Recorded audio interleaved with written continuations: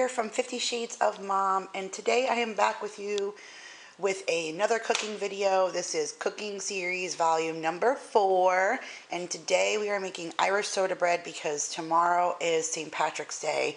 So I thought this would be a great recipe to share with you guys today.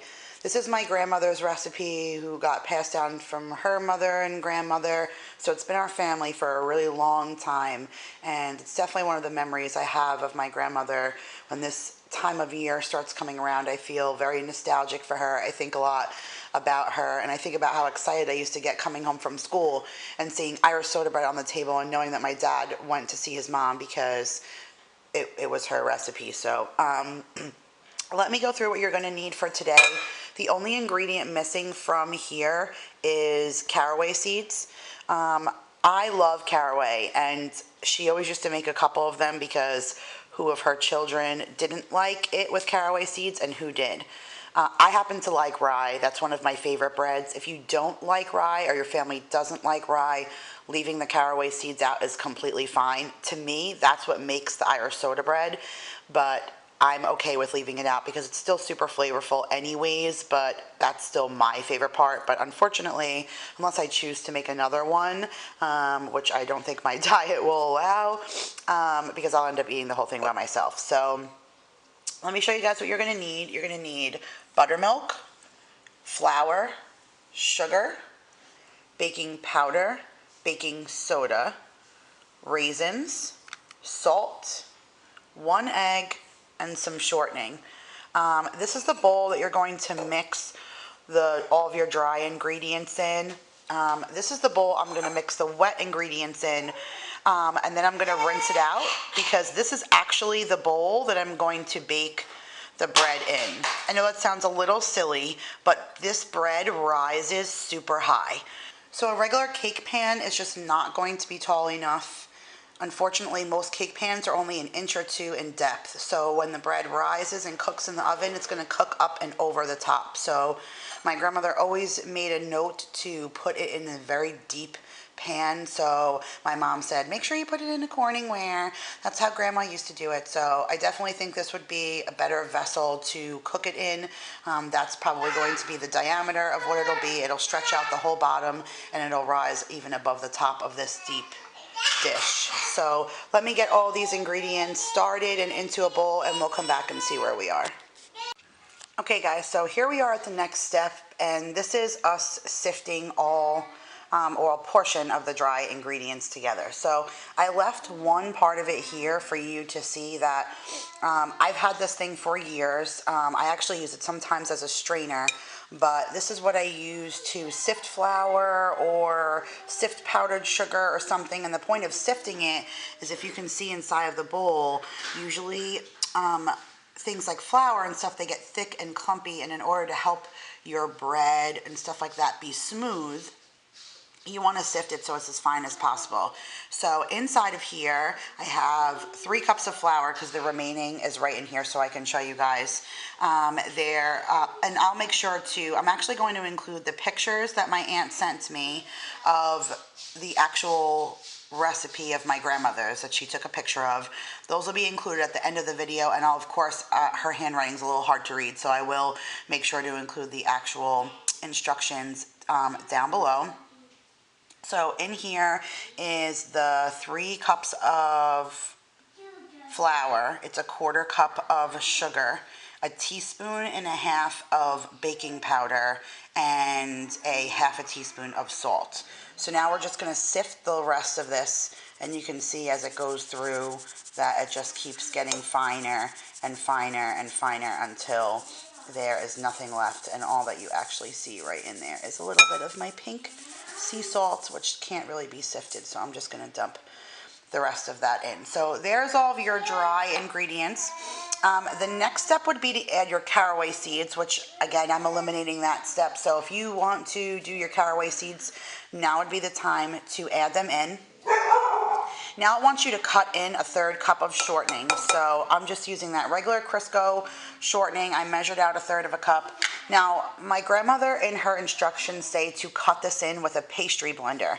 Now, I don't really have a pastry blender, but all a pastry blender is, if you don't know what it is or don't have one, is all it is like a handle that has a couple of like blades almost on the bottom, dull, but you use it to cut everything in.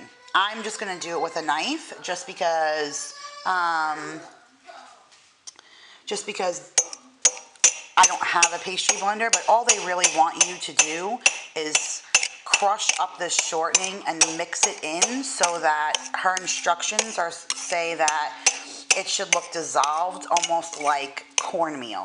So between a fork and a knife, I'm going to put the camera down so I can use both hands. Between a fork and a knife, I'll be able to cut this in so that it's all cut in, and then we'll come back and do the next couple of steps. Okay, so I have cut all the shortening into the bowl, and her next instructions are to add the raisins. So I have 1 cup of raisins here. And I'm just going to mix those around all inside of this flour mixture.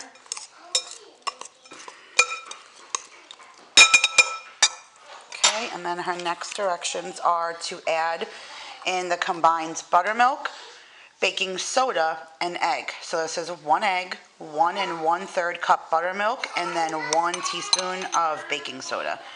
Which I thought, it being Irish soda bread, there would probably be more baking soda in there, but that's why baking is such a science, because everything needs to be so precise. Okay, so in goes the buttermilk, the egg, and the baking soda. So now her instructions are that you're going to combine this until moist.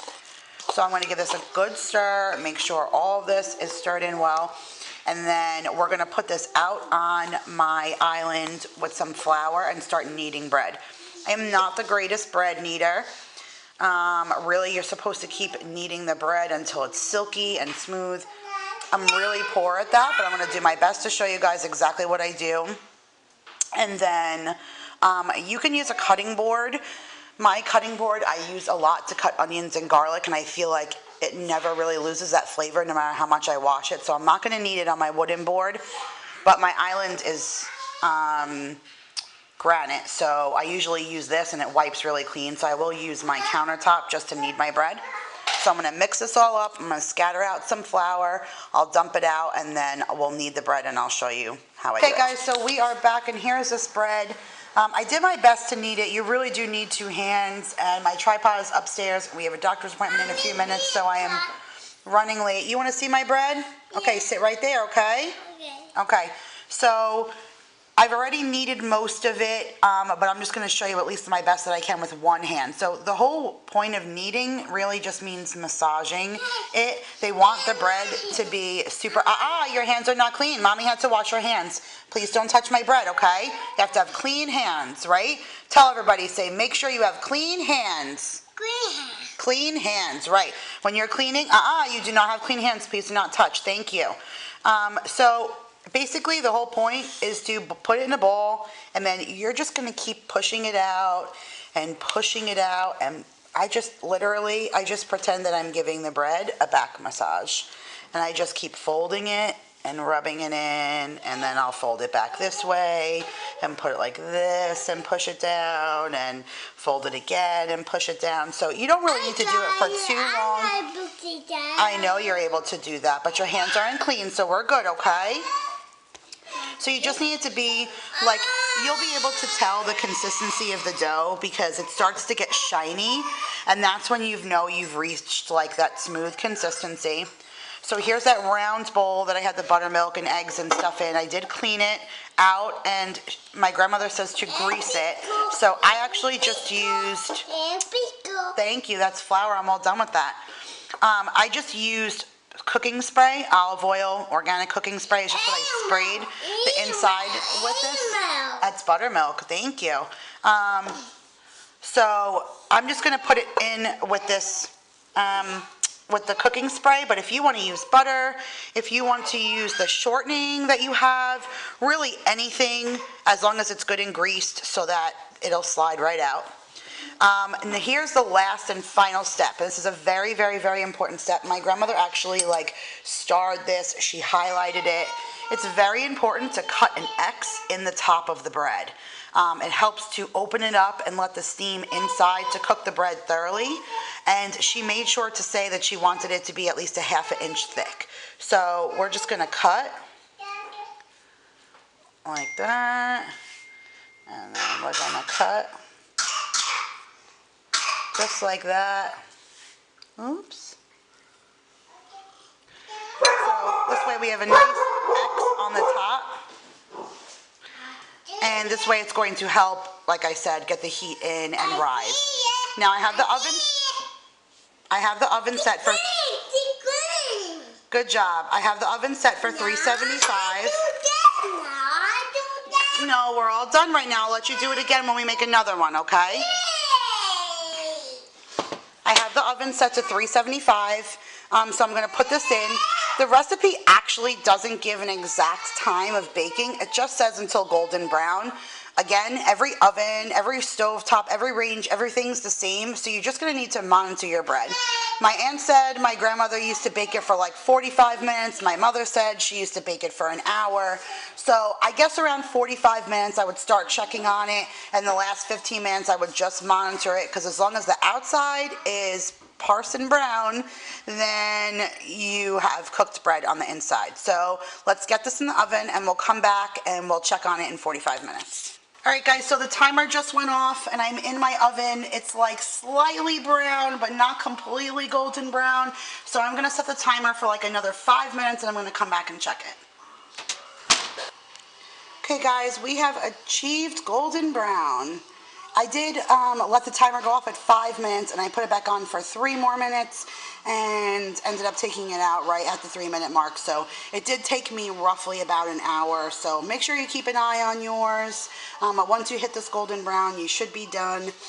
Definitely give it a little while to rest before you pop it out of this pan, but it is always best when it's super hot, so don't give it too long. I like mine toasted with butter. I don't know how you like yours, but that's my favorite way to eat it, and that's how my grandma used to eat hers too, so maybe she ends up being the one who taught me how to eat it like that, because I love it like that. Alright, so I really hope that you like this recipe. Please give it a try. Tomorrow's St. Patrick's Day, and this is definitely one of those symbolisms of the day, so I hope you get a chance to try it. Subscribe if you have not done that. Hit that like button, comment down below, and I will see you guys next time. Bye.